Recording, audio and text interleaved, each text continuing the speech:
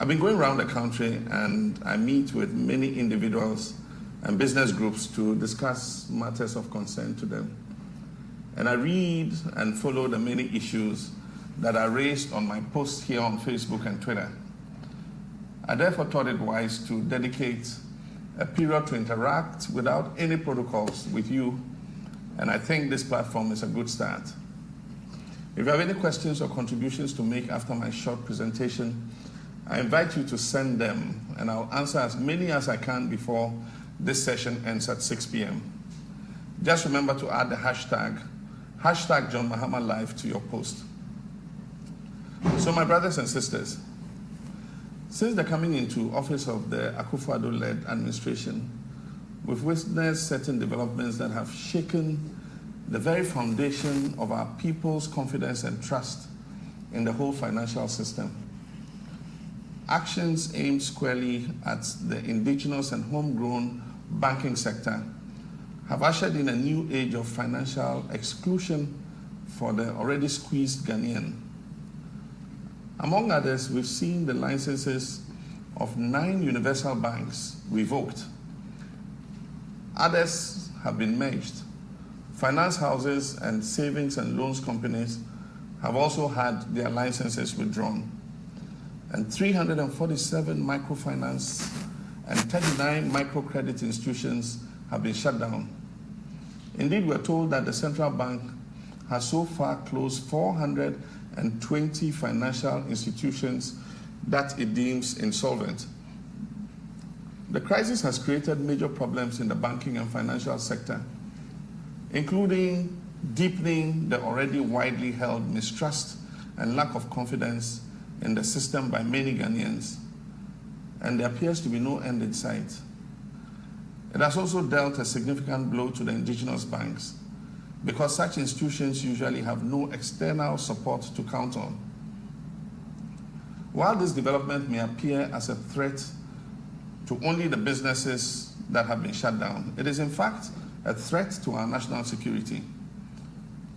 Indeed, as has been widely touted, ownership of capital matters. The ethnicity of capital is real, and the banking sector and financial system of a country are part of its national security architecture. The developments in the banking and financial system and the matters arising call for great concern for all who have been affected by this financial sector turmoil, especially because it is an issue that threatens our country's national security. We must all be worried about the businesses that have collapsed, the licenses that have been revoked, the massive job losses, the hardship this is causing to some customers, and the trauma of having their lifetime savings in jeopardy. There's also the consequence on the health and well-being of customers and workers, including honoring their obligations as parents by providing for their families and dependents, paying school fees of their wards, and paying rent in order to give their families decent and safe places to lay their heads, among others. These are trying times, indeed, and as a leader of the main opposition party, I cannot look on unconcerned.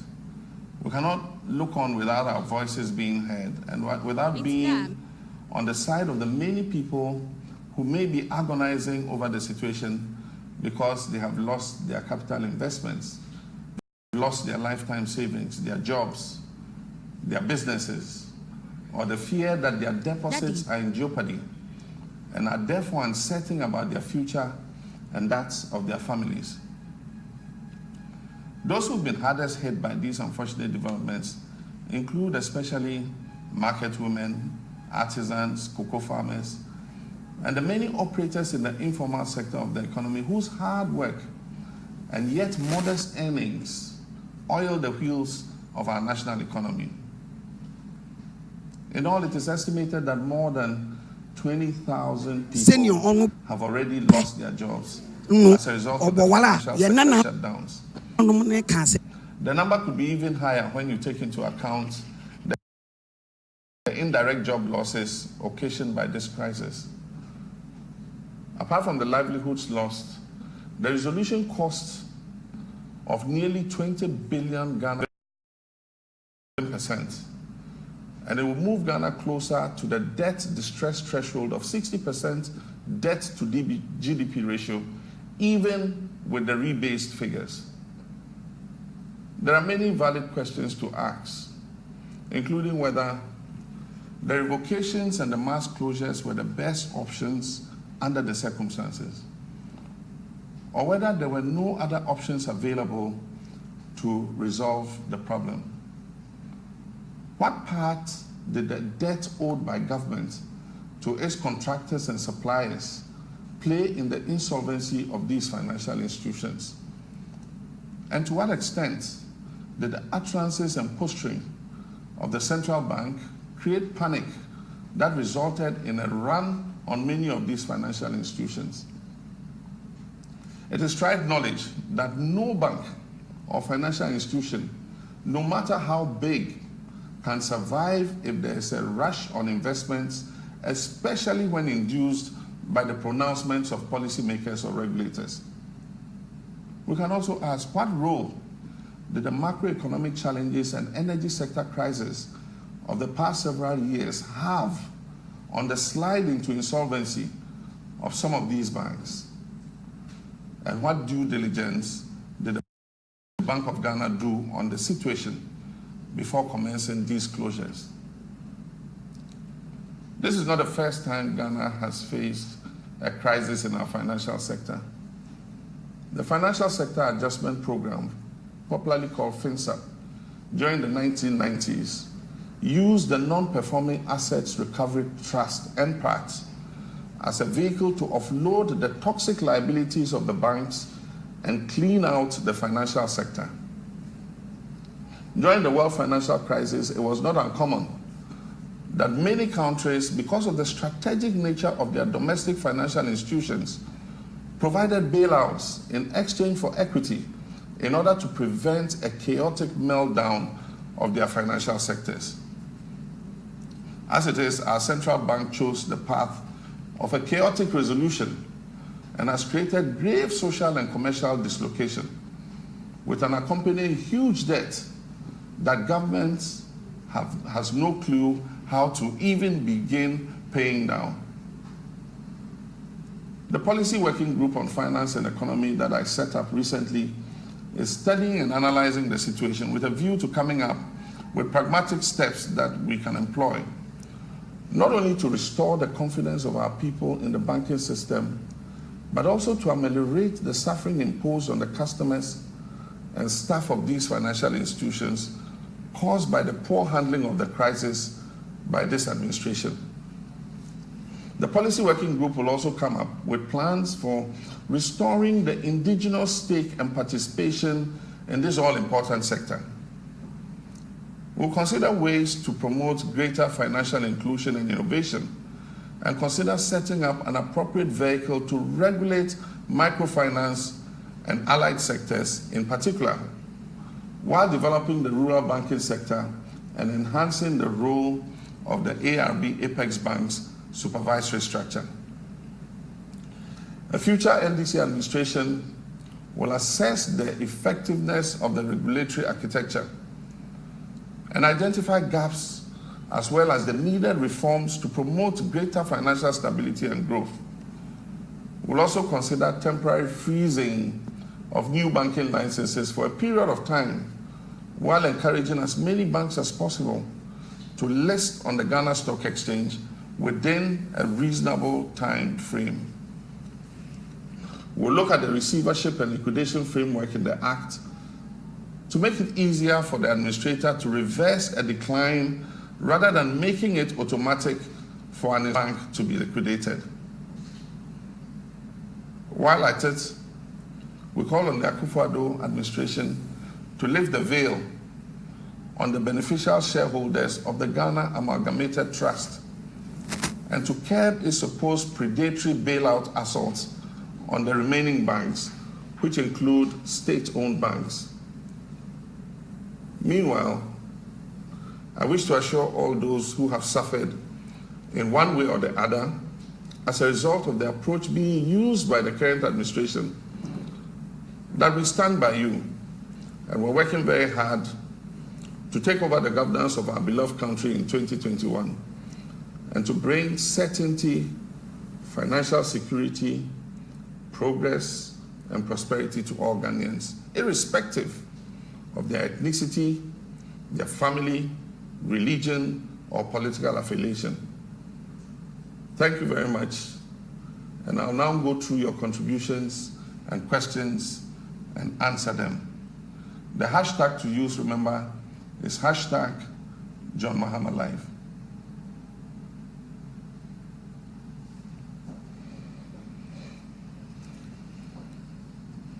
Isaac Obo, I see you're watching from the USA.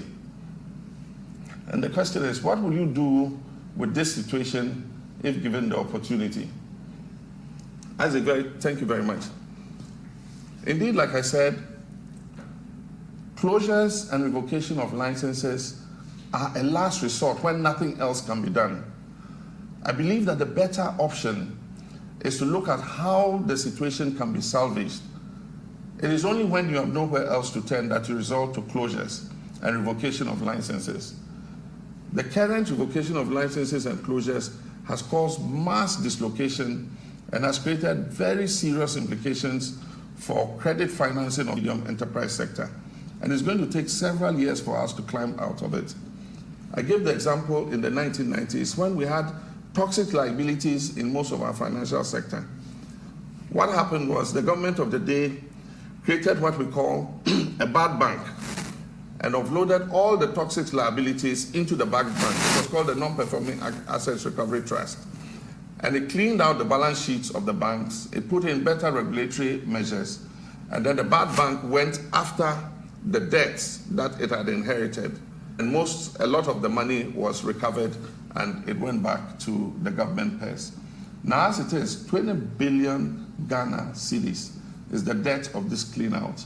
And the taxpayer, you and I, have to pay this money. I believe that there's a lot that government could have done. For instance, the questions I asked, how much did government owe its contractors and suppliers? Which, if government had paid, will it have made some of the banks liquid enough to continue to operate? And the point you even have to ask is, how much did they owe each other? Because there are cases where microfinance companies owed savings and loans companies. There are cases where savings and loans companies owed banks, universal banks. How did we off all these before going to revoke licenses? As it is, we are saddled with a fait accompli. And we need to see how this can be handled with regards to the impact that it has had, not only on the financial sector, but on the customers whose monies are locked up, on the staff who thought they had lifetime employment, but suddenly find that their employment is ended, on the staff who are being ejected from their rented premises, and who face serious dislocation of their lives as a result of the steps that have been taken. We would have handled it in a different way. We would have done a proper analysis of the situation, and revocation of licenses would have been a last resort, not a first resort.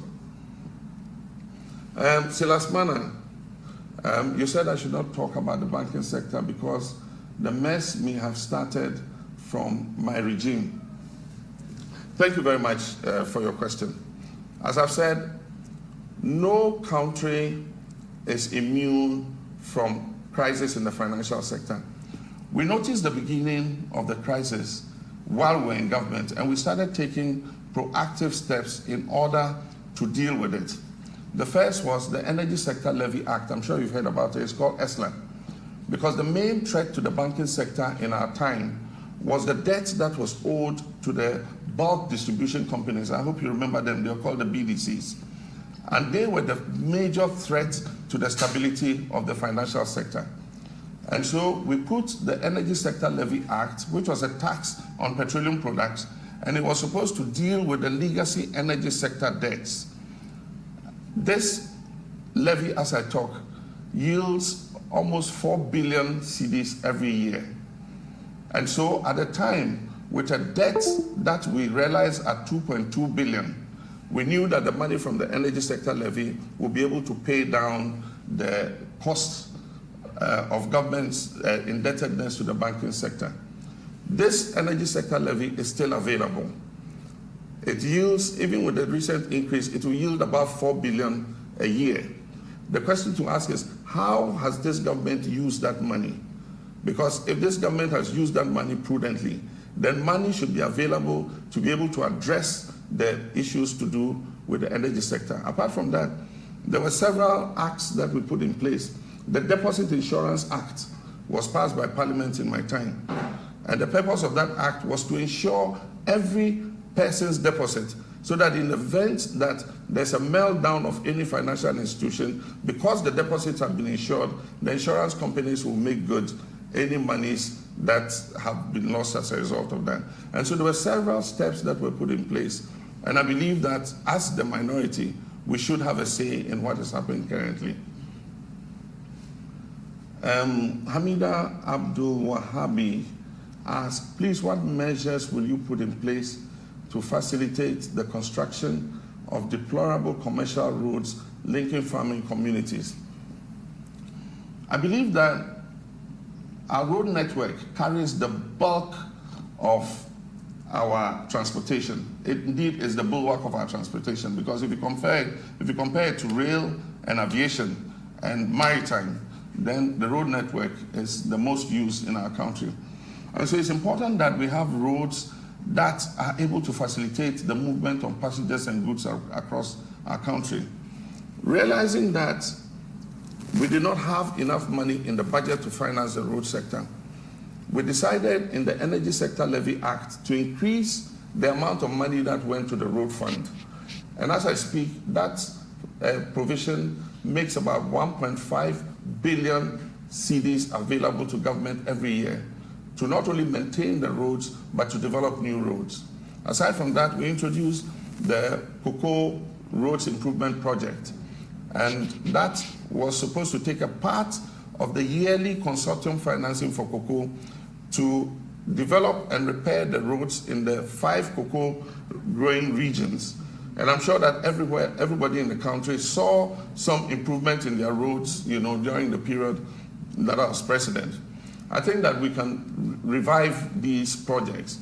A lot of the projects had contractors working on them. And the point you need to know is that contractors do not finish a project in 1 year. And so they present certificates, and as they present certificates, government continues to pay. And so I believe that if government organizes itself properly, it should be able to continue to work on our roads and improve them so that we have a good road network that not only transports agricultural products, but also makes it possible for passengers and goods to move freely across our country.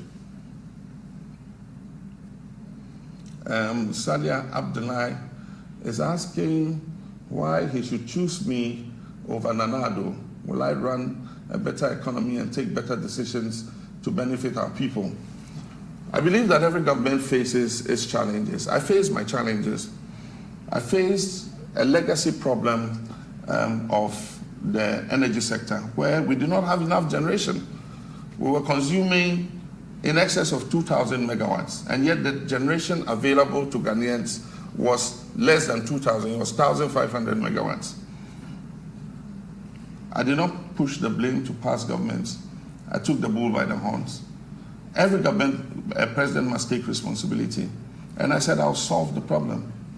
And indeed, we went to work, and by 2016, we had put in enough generation so that, for those who remember, in 2016, Dumso had been completely sorted out.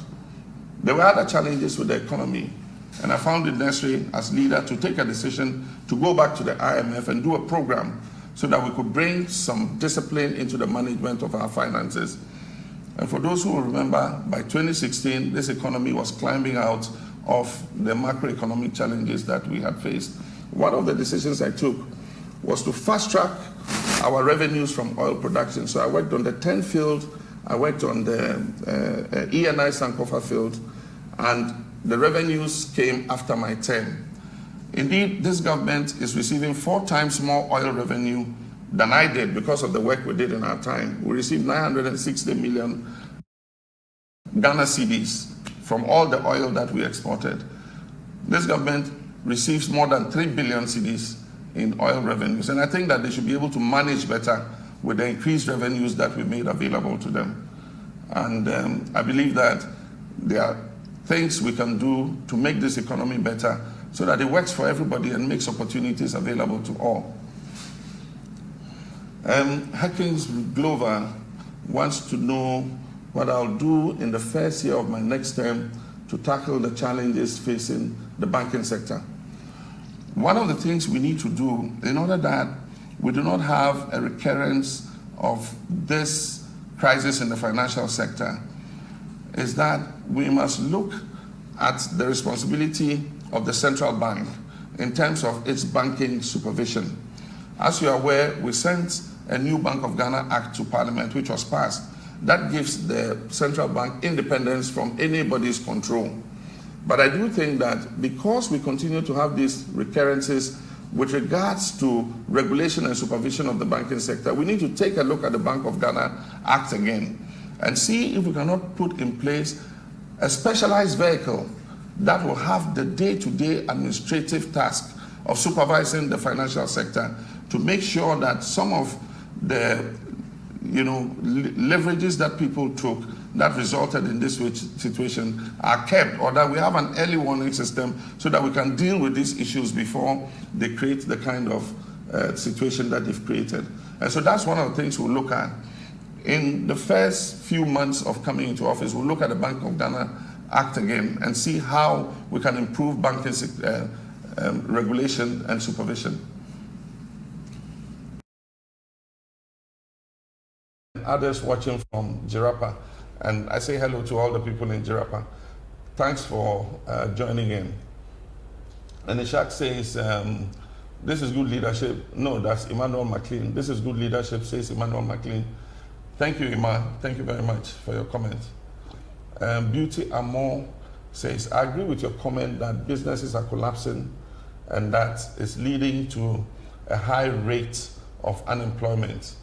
That is true. From the rough estimation that we have, about 20,000 people have lost their jobs directly if you take all the category of the 420 financial institutions that have collapsed. But we've not even added the indirect job losses, because right now, as I speak, there are small and medium enterprises that depended on the banks and the microfinance institutions for capital to continue to do their business.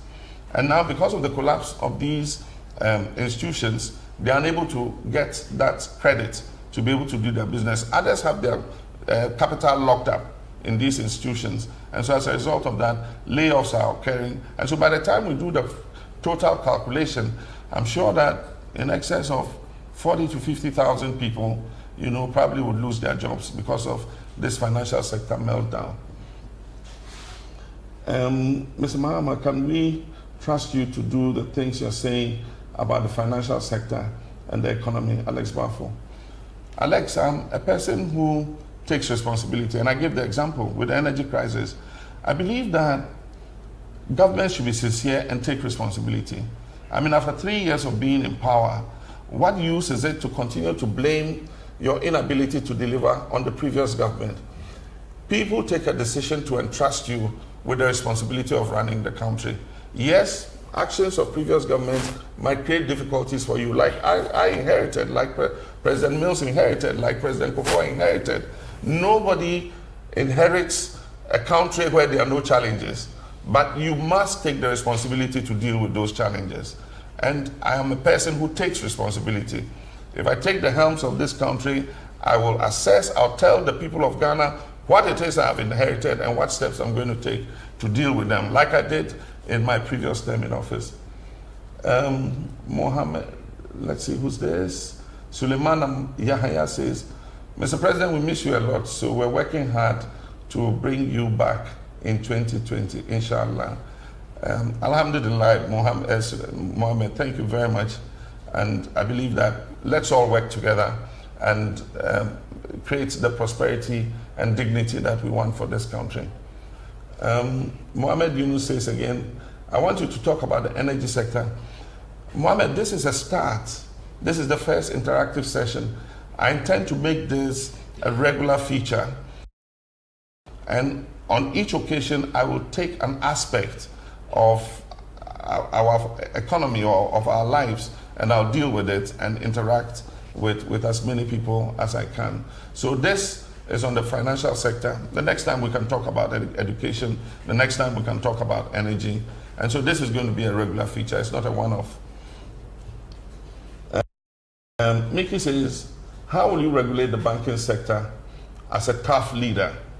The responsibility for regulating the banking sector rests primarily with the central bank.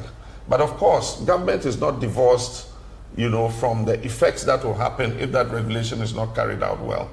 And that's why I'm saying that as president, I'll take another look at the Bank of Ghana Act, and we will create a special purpose vehicle that has the day-to-day responsibility of regulating that sector in order that what we're seeing today does not happen again.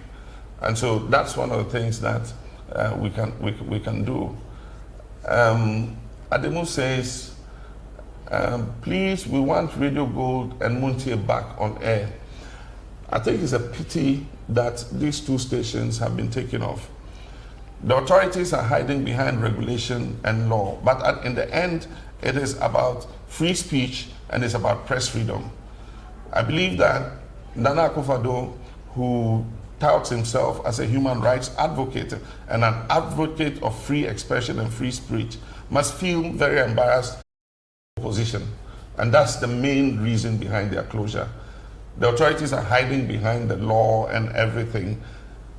The duty of regulation, when it has to do with the rights and freedoms of people, is not to vitiate those rights. It is to create a situation where you are able to correct any infractions of the law that have taken place. And so if Radio Gold and XYZ have infracted the law, the duty of the NCA is to assist them to come within the ambit of the law. And so give them a period and tell them that within this period, we want you to come back, on the side of regulation. But to just shut them off, they go to the electronic tribunal, the head of the tribunal has resigned. Government will not, I can tell you, government is not going to appoint a new judge for that tribunal because they don't want the cases to be heard. And so XYZ and Radio Gold have been shut because the president thinks that they are saying things that he does not like. And I believe that it does not help. It does not help our democracy. I was criticized by many journalists and many stations, but the point is, if you want to consolidate our democracy, you must have a big heart to accept criticism. Unfortunately, this president cannot accept criticism. Our press freedom credentials are on the downslide. Journalists don't feel safe. If you attack government, people come after you.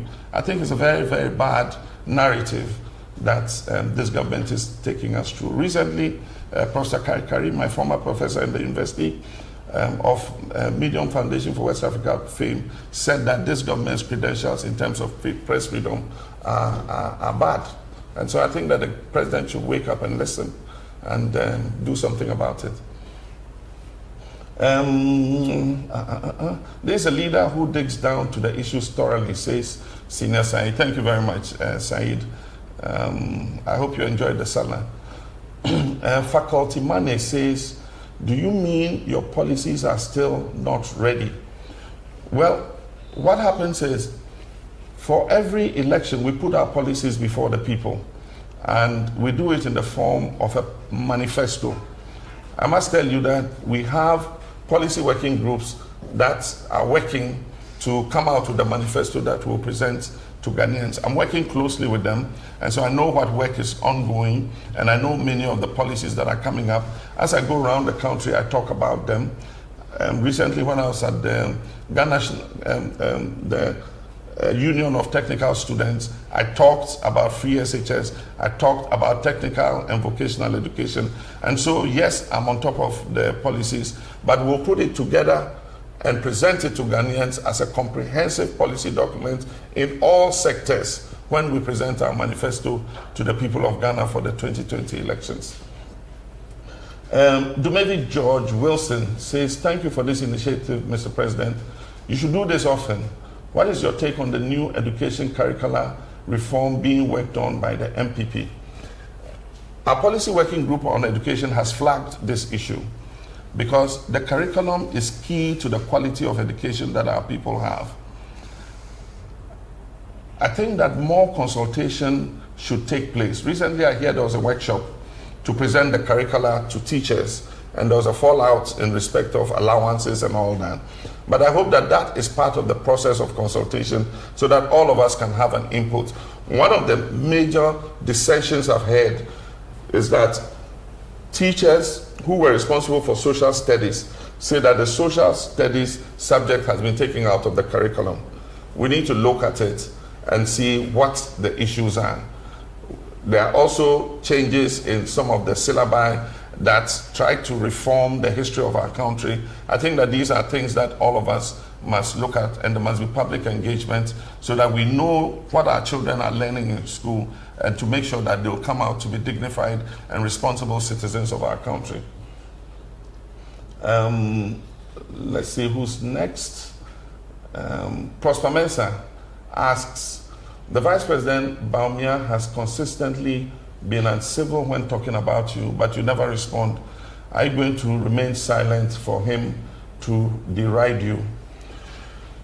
I've been in politics or in public service since 1996, and that is almost 23 years ago. I believe that we must always be responsible in our discourse and that we must be civil in the way we address each other. And so I'm not a person who will go deriding anybody. I try to maintain the discourse at a level where people will listen and the discerning Ghanaians can make a choice. And so it doesn't matter who is uncivil to me or who abuses me or who throws insults at me. I know he calls me the incompetent one or something like that, but it doesn't really bother me. I think that the people of Ghana are discerning and they can tell, you know, I mean, the contribution that I've made to our public service since I've been in politics. I'll continue to respond as civilly and courteously as possible. And I think that it's for all politicians to learn. Politics need not be dirty. We can play politics at a level that allows people who have the competence to come into it. It's when it descends into insults that makes people who have the capacity to come and help run our public services want to stay away from politics. And so let's make it clean so that everybody can come in and participate. Who's next? Koji Klo Nene. You had far-reaching policies, but unfortunately, it wasn't broken down for it to resonate. Yeah, you are more sincere in my opinion. Yes, Koji, the thing is, that has been one of the major difficulties of public service. When you lead a country, you have a vision and you come out with policies that will help you attain that vision. How to communicate that vision is one of the major difficulties that governments face. And so it is one of the regrets I have that with the policies that we churned out in education, in the health sector, and all that, we did not, you know, sell that to the people in a manner that they could understand. And so people could see hospitals being built, but they did not understand the policy driving, bringing health to your doorsteps, which was the policy that we're carrying out.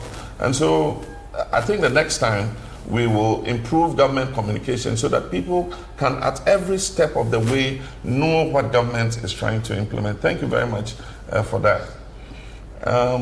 Moses Kanduri, he says, I'm interested in the strategy to support financial technology, FinTech in Ghana, to be competitive in Africa and the world.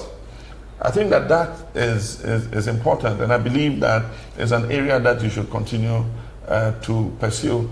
If we must make Ghana more competitive, then we need to actually follow financial technology and make sure that we're able to make it more meaningful within the context of what we do in the financial sector.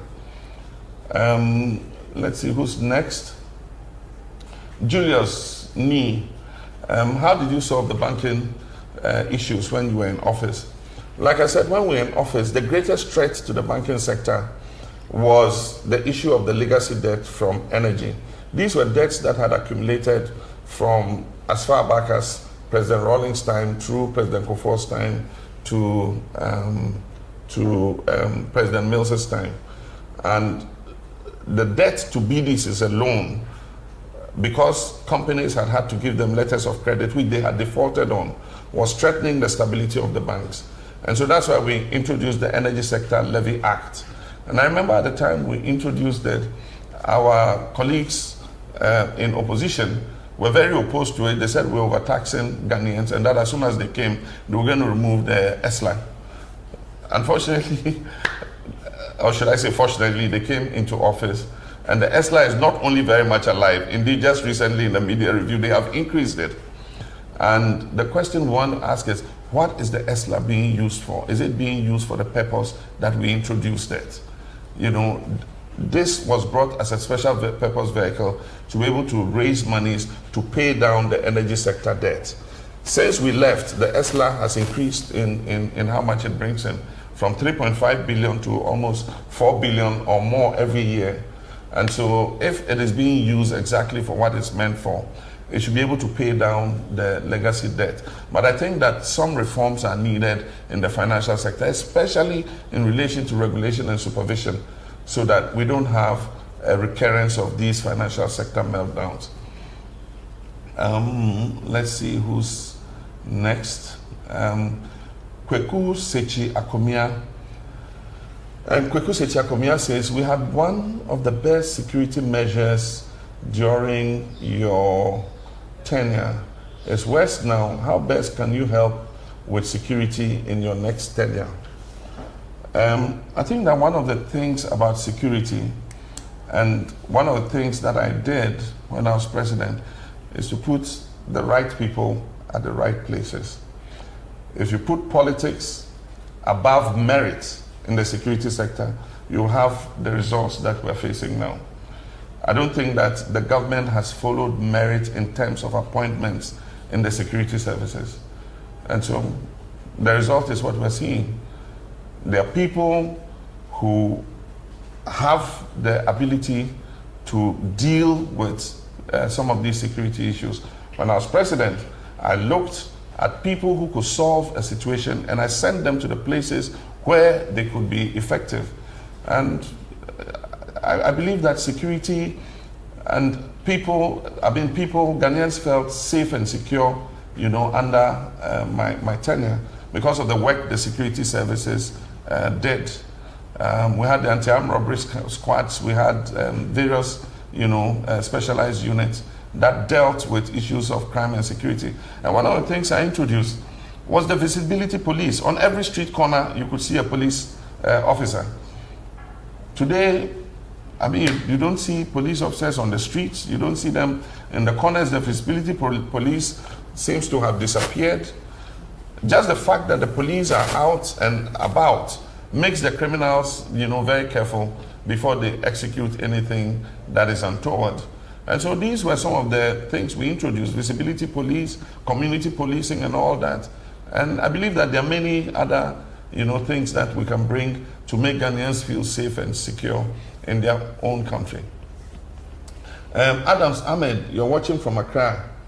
You want to know what policies I would recommend to get private businesses to become the engine of growth.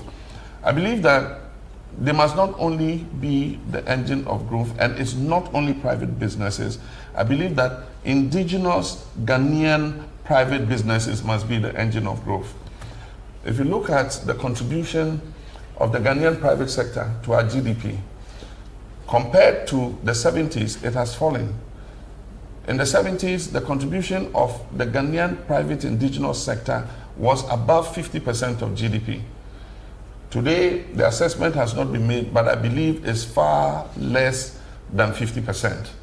And so we need to see how, and I'll use the words of General Achampong, we can make Ghanaians capture again the commanding heights of our economy. It is only when we do that that we will be able to grow this country and the private sector. I tried to do it in the road sector. When I took over as president, there were many foreign construction companies doing all the roads, even using our budgetary finances. By the time I left, there were at least 22 big Ghanaian construction companies with the equipment stock even bigger than from some of the foreign companies. We must do this not only in the construction sector, in the building construction sector, in agriculture, in mining, and all that. And so that's one of the things that I believe if I become president again, I will promote Ghanaian business. Yes, foreign direct investment is important, but I think that first and foremost, we must let our own people dominate the oil sector. They must dominate the petroleum sector, the mining sector, because when they make profit, that profit stays in Ghana. If we rely too much on FDI, when the foreigner makes profit, every April, May, he says, I've made this profit, I want to send it back to my country. And that's part of the reason why our foreign exchange continues to fluctuate. But we'll talk about that at another time when I speak about the economy. As Ametita Maklo is saying, if given the chance, are you also going to have an elephant-sized government? I think 2 days ago I spoke about it, and I recommended to the president that he should reduce the size of his government by about 40 ministers immediately. He can let 40 ministers go. It will not have any effect at all on the current performance of his government. But I think that one, is symbolic, and then two, the impact it has. It's symbolic because when Ghanaians are going through difficulty and you come with a government the size of 125 ministers, which I'm told is a Guinness World Record amongst all countries, we have the biggest number of ministers, then people, feel that you're not taking them seriously. But aside from that, if you consider 40 ministers and you take some of the portfolios, procurement, you have a procurement minister. Meanwhile, look at the issue we have with procurement. The recent issue Manasseh has come out with procurement, with a procurement minister. You have monitoring and evaluation. You have planning. When there's a whole National Development Planning Commission, you have aviation, railways, which could all have been submerged into transport. So there are things that we'll do. If I become president again, I'll merge all these ministries. Sanitation will go back to local government. I believe that can be handled there. Aviation and railways will go back into transport. For business development, procurement, and all those other ministries, they will just be scrapped completely and will drastically reduce the size of government. I believe that the government and the nation can run with a smaller number of ministers than we currently have. Let's see. We have some more time, so let me see who's next. Henry Abutu, looking at the over 20 billion to be spent, don't you agree that the cost of collapsing these financial institutions could have been used to do same? Indeed, some people have come to say that we could have bailed out these financial institutions with a fraction of the 20 billion that we're going to spend to clean up. And I don't know how much, but if we had 20 billion to spend, I don't believe that these institutions would have gone under. And so that's why I asked all those questions. And part of the problem, I said, if you create panic in the system, no bank can survive, because what banks do is they take deposits and they operate on the principle that not everybody who's deposited money with them will come for their money on the same day. And so they lend some to people. So at any one time, banks are exposed because they have money that they've lent to people. And not everybody will come for his money the same day. And they create what we call creation of credit, if you study economics. And so if the regulator creates a panic situation by the pronouncements he makes, you must reach 400 million capitalization by this day, or else I'm going to shut you down. And then every day you open the bank doors and everybody is going and taking his money, any bank will collapse. Even Barclays, if everybody goes there today and takes his money, Barclays Bank will collapse. And so what kind of situation did we create? That led to what happened. But I think that it's crying over spilled milk. We are landed with a 20 billion debt, and it's become the debt of the taxpayer. Seduji Goji says, what policy will your next government put in place to protect financial institutions against non-performing loans. In my time, we introduced the Credit Reference Agency or Bureau, so that if somebody applied for a loan, the banking sector could ask the Credit Reference Bureau. That will look and see if the person has defaulted on loans from other banks before. And that will all guide whether they give the loan or they don't give the loan. And so that's one of the things that we introduced. And so the Credit Reference System is available today. I also talked about the Deposit Insurance Act that we passed. And the Deposit Insurance Act was meant to insure all deposits. And so all banks were required to insure the deposits of their customers, so that in the event that the bank went under, the insurance companies would be responsible for reimbursing whatever losses were done. Then apart from that, I said banking supervision must be strengthened. This is not the first time. It has happened, and it happened again. If banking supervision is not strengthened, it's possible that because of Bank of Ghana's monetary policy and all that, they do not have enough time to look at banking supervision and regulation properly. And so a special vehicle that will prioritize banking supervision is something that I would work on if I become president again. Abdul Hamid, he says, it's great to see you're taking advantage of social media. My question is, have you noticed the high cost of data, and what are your plans towards making internet affordable for all?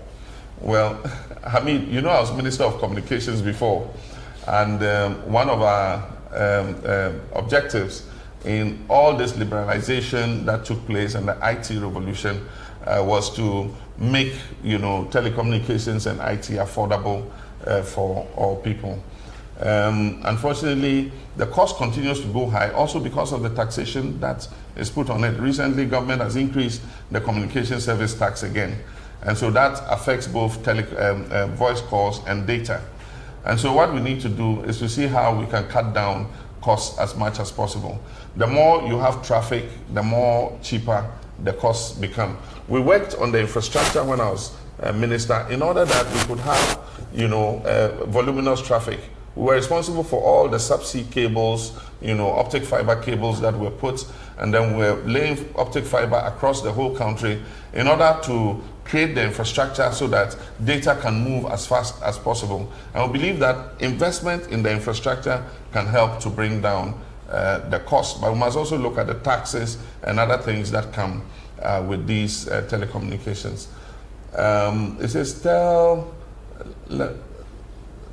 I can't see the name. It says, tell the story about how you sent mobile phone service to the north as Minister of Communications.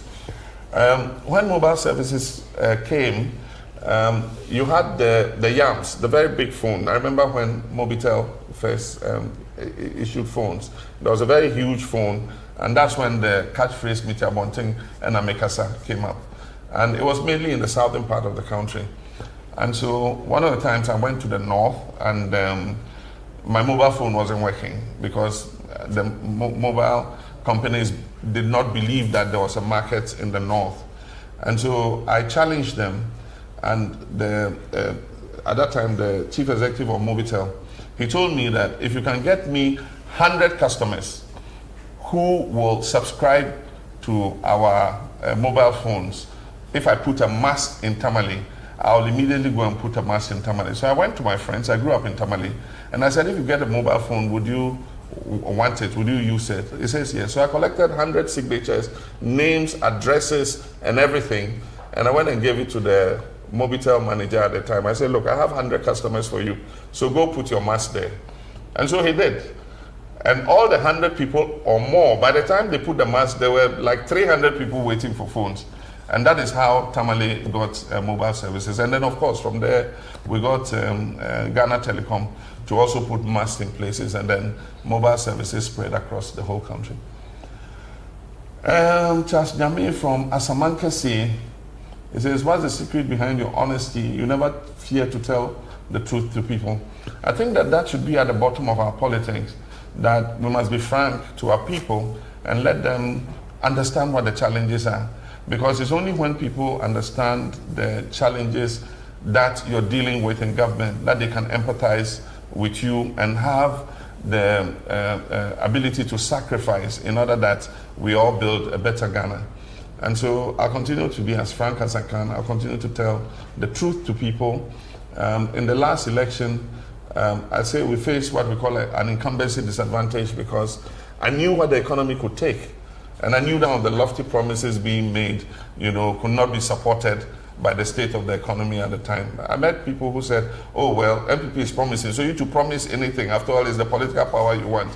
But when you have the power and you're faced with delivery on the promises, what do you do? And so I'll always tell the truth to the people of Ghana. If I get voted to serve, I'll serve. And it's left to the people to decide. Well, it's already 1 hour, and I've enjoyed this session very much. The questions and comments were dropping so fast, but I'm happy I answered as many of them as I could. As I said, this is not the last interaction. This is just the first.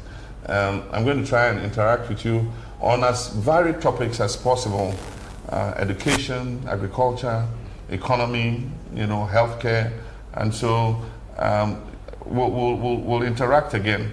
And for those of you who could not get through to me to answer the questions, I'm sure that we'll find a way of looking at your questions, and if we can get back to you, we'll do that. But join me again, and let's continue to engage with the hashtag John Mahama Live. I'll be back with you again soon. Thank you very much.